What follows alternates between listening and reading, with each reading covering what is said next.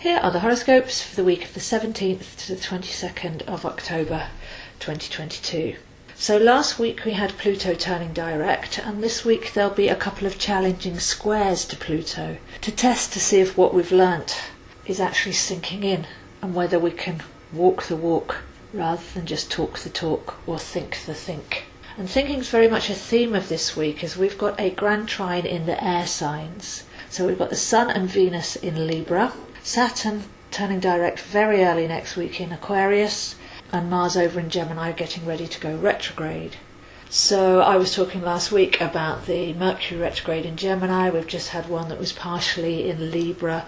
We're really having a workshop this year onto how to realise how our thoughts and beliefs actually create our reality that we then act upon and make our existence, but how to break those down, how to get rid of the old stories and the old processes, the old beliefs, and increase and expand our perception. So this is very much going to be a theme over this week, and it's how to master the mind. In modern language, mastermind seems to have become synonymous with somebody that knows a lot of information about something or many things. But to actually master our mind, to get it to work for us, is a very important exercise in this current 4 to 5 year span, really. So as you know, I made a whole series on transcending the negative mind, how to get the mind to work for us. Might be worth going and having a look at some of those videos, because what we're thinking, we start to feel. What we feel, we start to act upon. What we expect, if you look at your expectations and how you can actually turn those into a self-fulfilling prophecy. This is all up for renewal right now. Can we actually become the master and create the future with more positive expectations? Can we actually command ideal and have the audacity to step into that energy field? And that's very much an energy of Saturn in Aquarius, as Saturn is turning direct soon, taking us to our core, to our vibration, and to our authority. So a very powerful air trine, carrying on the work of breaking down old mental prisons and opening us up to perceive things in a much more sovereign and unlimited way. Another aspect of this, especially with Mars in Gemini, is wasted energy. Have a look at where your thoughts are actually wasting your energy, and worry is a prime example of that. There's a lovely phrase I heard: worrying is like praying for something you don't want. So just be observant of the mind, having a look at where we're actually wasting our energy, where we're trying to control things that are out of our control, worrying about things that haven't happened yet. What tends to happen there, because the mind's either in the past or the future, but it's never present, is if something difficult happened in the past, we can tend to throw that into the future and worry that it's going to happen again. None of that's reality, because if we've learnt from what happened in the past, it's not going to repeat again. Lessons once learnt are actually dissolved and embodied and released. So putting a focus this week on where our energy goes, where our mind goes, whether it's working for us or against us, whether it's taking our energy away, or the opposite of that would be inspiration and excitement, imagination, and creating what we do want in a state of joy and playfulness. And when we do observe the mind, we can often come to a realization after a while that we're having the same thoughts over and over again. And once we realize this, then one of the steps to healing is to actually get bored with having that same thought, to realize it and to realize, oh, I'm having that thought again. How many more times do I need to think the same thing? Then the next step is to actually develop a sense of humour and find it funny, because that's what really breaks the chains. That's when we know something's done. So we've got realising, repetition, and then elevating out of that by realising that there are many, many other options, and we're just focusing on the negative. Because on the 19th and the 20th we've got the Sun and Venus making a square to Pluto.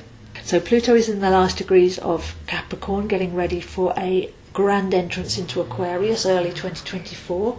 But we've had a good few years now of breaking down the old, getting rid of limitations, liberating ourselves, being able to think outside of the box and have a vision for both our future and the collective. So with the Sun and Venus making a square to Pluto, who's just turned direct, this is almost one of the final phases of our Pluto story. and with the Grand Trine in the air signs helping us break down how we're thinking, what we're thinking about and why, then the combination of these energies this week, it's tricky with a square, but allowing the balance of the head and the heart with Libra, that's what Libra is, an air sign ruled by Venus, the head and the heart, by bringing those into unity, by being able to pause and rise up and look down on a situation and balance things on both sides. But there is a sense here of deep, deep cleansing of any past life trauma, that's this life or past lives, of fairness. I think there's going to be quite a lot of news in the justice area of the world as the old systems break down and corruption has to come up to be shown. But on a personal level, are we being just in and of ourselves? Are we being fair to ourselves? Are we living from the past and restricting ourselves? Or can we expand into a whole new territory? So quite a tricky energy there at the beginning of the week. But the undercurrent, we've got Jupiter approaching Neptune. Jupiter will be going back into Pisces for a last dip into those cosmic waters. But to start to value our intuitive intelligence, our senses, what we feel outside the five senses, our real knowing, our spiritual depth.